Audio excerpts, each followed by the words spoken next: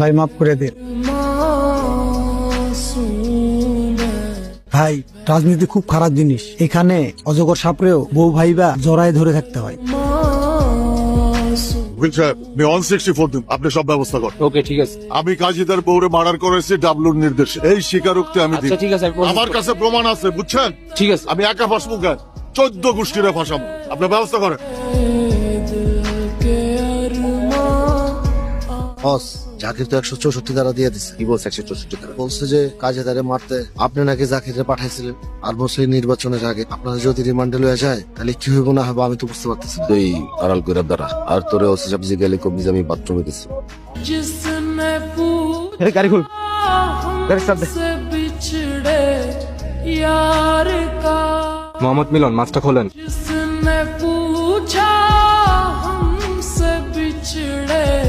sir